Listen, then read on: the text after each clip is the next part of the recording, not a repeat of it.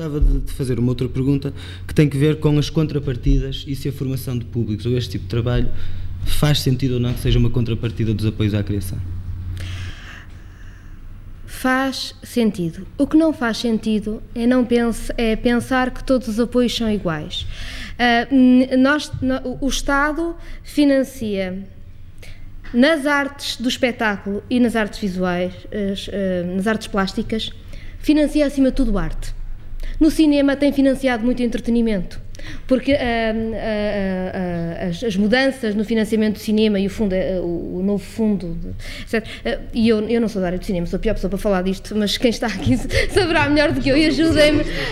Mas têm financiado muitas produtoras e têm financiado muito entretenimento. Aliás, ver a lista dos filmes que foram financiados no último concurso, as longas-metragens, mostra, independentemente de qualquer juízo de qualidade sobre os filmes, mas mostra-se que ali havia alguma possibilidade da indústria sobreviver, eventualmente com algum tipo de apoios, mas não exatamente os apoios que eram financiamentos à criação artística, porque o que está em causa não é a criação artística, o que está em causa é a repetição de fórmulas de entretenimento, que são importantes. O entretenimento faz parte da vida cultural e o acesso ao entretenimento faz parte... Do apoio do Estado. Sim, ou precisa de um apoio de outra forma, e é preciso não confundir com a criação. Depois o que acontece é que o financiamento normalmente tem as mesmas contrapartidas, independentemente do patamar de financiamento. E normalmente exige-se a mesma coisa a criadores que têm financiamentos anuais da ordem de 50 mil euros, que se exige a companhias que têm financiamentos anuais da ordem dos 600 mil euros. E isto é complicado. Obviamente pode-se dizer que há uma ponderação entre os objetos que uns e outros disseram que iam criar, e uns e outros objetos terão uma projeção diferente e terão custos diferentes. Mas quando se fala, por exemplo, de serviço educativo, serviço pedagógico, de circulação de espetáculos, etc., as exigências que o Estado faz a pessoas que financiam com 50 mil euros ou com 600 mil euros são exatamente as mesmas. E enquanto tivermos e as exigências dos vínculos laborais das pessoas também são exatamente as mesmas. E enquanto tivermos este tipo de situação, esta conversa é muito interessante, mas não vai dar a lado nenhum, porque as pessoas têm que 50 mil euros e dizem, mas eu concordo com isso, mas não consigo. E não conseguem, é verdade. Vocês têm-se batido também pela questão do equilíbrio ou do desequilíbrio que existe em termos territoriais, sim, nomeadamente no apoio à criação, mas esse desequilíbrio não é só no apoio à criação. Se fôssemos falar das políticas de património, dos arquivos ou das bibliotecas, provavelmente sim, encontraríamos fenómenos semelhantes. Sim, o que acontece é que temos um país extraordinariamente centralista e que tinha como equilíbrio a ideia de um porto minimamente ativo. E o que acontece é que se financia bastante a arte na região de Lisboa e muito pouco no resto do país. Depois houve uma altura em que perceberam que isto se calhar era mau. E como no Porto havia, sei lá, Serralves, a Casa da Música, o Teatro Nacional, então era preciso aumentar ligeiramente o financiamento no resto do país. E aumentou-se.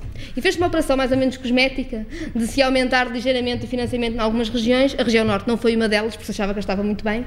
E o que acontece neste momento é que há um desequilíbrio brutal de financiamentos nas regiões. É um desequilíbrio que, ao manter-se o tipo de progressão que tem existido, portanto, o desequilíbrio vai aumentar. Há depois também esta ideia, o que passa de tudo isto é um pouco que no centro, e que para já passa a ideia de que Portugal só pode ter um centro, pronto, que é um bocadinho estranho, eu acho assustador, e que o centro produzirá arte, e arte suficiente para circular pelo país todo, e no resto do país far-se-á algum tipo de catarse coletiva sobre as questões locais, mas não exatamente arte que possa circular pelo país ou que possa sair do sítio onde é feita. E, portanto... Eu acho que a Catarina tem toda a razão, mas o centralismo é de tal forma assustador que se reproduz a todas as escalas. Isto é, há estudos que mostram que a centralização de investimentos, prejudicando, por exemplo, o Porto face a Lisboa, prejudica também Trás-os-Montes em relação ao Porto, se pensarmos na região Norte. E prejudica, inclusivamente, dentro de concelhos que são muito vastos e que têm um grande número de freguesias, algumas urbanas, outras semi-urbanas, outras rurais, prejudica as freguesias rurais. A sede do concelho é claramente onde estão concentrados os investimentos. Isto é, nós não temos, de facto, uma política de subsidiariedade, que está uma palavra tão na moda. Nós não temos, de facto, uma cultura de descentralização. Já para não falar sequer da regionalização. Há uma tendência centralista que se verifica em todos os níveis territoriais e creio que temos que pensar em todas essas escalas, embora, claro, esta seja mais gritante. Uma pergunta colocada pelo João Vieira, que é aliás uma proposta. Ele diz: propõe um cartão de acesso a toda a rede de bibliotecas públicas. Não faz sentido estar inscrito numa biblioteca local e não poder ter acesso a uma outra que seja fora da área de residência. Isto coloca também a questão de como é que os equipamentos estão ligados, como é que existe uma comunicação entre os vários equipamentos e até entre os vários agentes, saindo da questão das bibliotecas ou deste tipo de equipamentos, mas passando para a questão dos agentes culturais. Eu não sei se vocês querem fazer algum comentário a esta questão. João, queres começar? Eu sou a favor da introdução de uma bilhética comum. Creio que isso já devia ter acontecido. Isto é, nós deveríamos ter um passe cultural que deveria funcionar pelo menos nas instituições do Estado. Ou seja, um passe cultural que servisse para as bibliotecas, que são instituições do Estado na maior parte dos casos, ou dos municípios, para boa parte dos museus e arquivos, para teatros nacionais e outros teatros na dependência também das autarquias. Isto é, isso propiciava não só a cumulatividade dos consumos, como propiciava, além do mais, o registro das práticas culturais. Poderia haver um registro informático em tempo útil de mínimo dos públicos, como propiciava também descontos e, eventualmente, também algum tipo de divulgação e difusão, porque seria fácil difundir face a essas pessoas, porque criava-se uma base de dados. Isto é, um sistema bilhético, como existe nos transportes, na intermodalidade, era fundamental para propiciar a cumulatividade, o aumento dos consumos e a ligação das instituições às pessoas e até o funcionamento em rede.